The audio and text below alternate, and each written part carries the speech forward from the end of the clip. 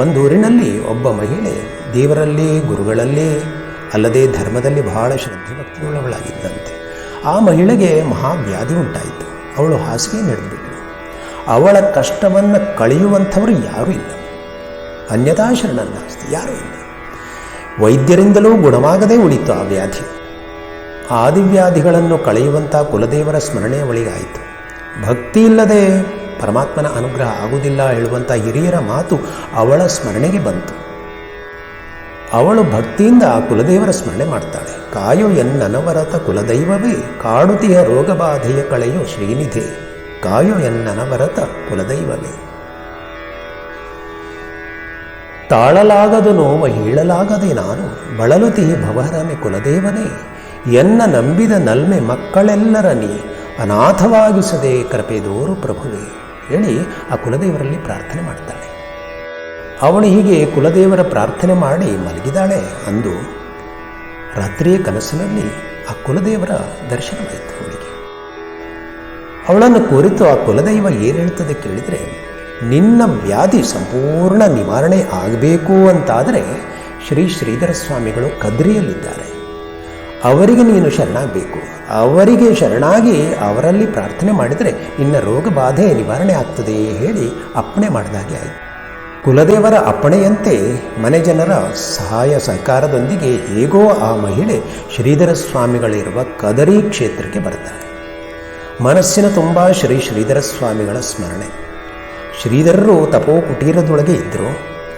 ಶ್ರೀಧರರ ದರ್ಶನಕ್ಕಾಗಿ ಅವಳು ಬಾಗಿಲ ಹೊರಗೆ ಕಾಯ್ತಾ ಕುಳಿತಿದ್ಳು. ಭಕ್ತಿಯಿಂದ ಶ್ರೀಧರರಲ್ಲಿ ಪ್ರಾರ್ಥನೆ ಮಾಡ್ತಾ ಇದ್ಳು. ಪರಮ ಪಾವನ ಮೂರ್ತಿ ಗುರು ಶ್ರೀಧರ, ಕನಿಕರಿಸಿ ಸಲಹೆನ್ನ ಗುರುಭವರ, ನೀ ಕರುಣೆ ತೋರದಿರೆ ಎನ್ನ ಸಲುಹಾರ್ಯಾರೋ, ನೀ ಕೈಯ ಪಿಡಿಯದಿರೆ ರಕ್ಷಿಪರು ಯಾರೋ ಹೇಳಿ ಬೇಡ್ತಾ ಇದ್ದವಳು.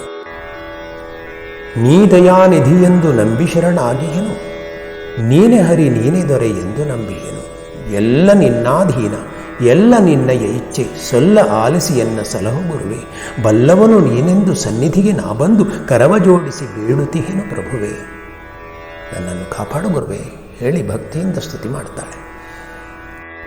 ಶ್ರೀಧರ ಸ್ವಾಮಿಗಳು ಕುಟೀರದ ಹೊರಗೆ ಬರುವುದನ್ನೇ ಅವಳು ಕಾಯ್ತಾ ಇದ್ಳು.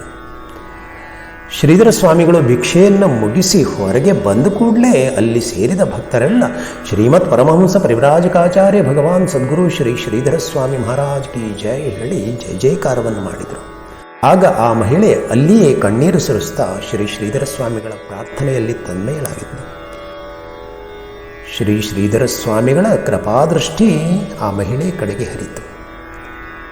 ಆ ಮಹಿಳೆ ಓಡೋಡಿ ಬಂದು ಶ್ರೀ ಶ್ರೀಧರ ಸ್ವಾಮಿಗಳ ಪದಾರವಿಂದಗಳನ್ನು ಹಿಡಿದು ಹೇ ಗುರುನಾಥ ಅನಾಥನಾಥ ಹೇಳಿ ಅವಳು ಅಳುತ್ತಾಳೆ.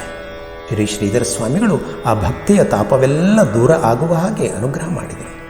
ಆಗ ಶ್ರೀ ಶ್ರೀಧರರ ಸಮೀಪದಲ್ಲಿರುವ ಸೇವಕರು ಆ ಮಹಿಳೆಯನ್ನು ಕುರಿತು ಹೇಳ್ತಾರೆ, ನಿನಗೆ ಇವರೇ ಶ್ರೀ ಶ್ರೀಧರ ಸ್ವಾಮಿಗಳು ಹೇಗೆ ತಿಳಿತು? ಆಗ ಕುಲದೇವರು ಶ್ರೀ ಗುರುಗಳನ್ನು ತೋರಿಸಿ ಶರಣ ಹೋಗಲಿಕ್ಕೆ ಅಪ್ಪಣೆ ಮಾಡಿದ್ರಿಂದ ನಾನು ಇಲ್ಲಿಗೆ ಬಂದಿದ್ದೇನೆ ಹೇಳಿ ಅವಳು ಹೇಳ್ತಾಳೆ. ಭಕ್ತರಿಗೂ ಸೇವಕರಿಗೂ ಬಹಳ ಆಶ್ಚರ್ಯ ಆಯಿತು, ಆನಂದ ಆಯಿತು. ಶ್ರೀ ಗುರುಭ್ಯೋ ನಮಃ. ಹರಿ ಓಂ.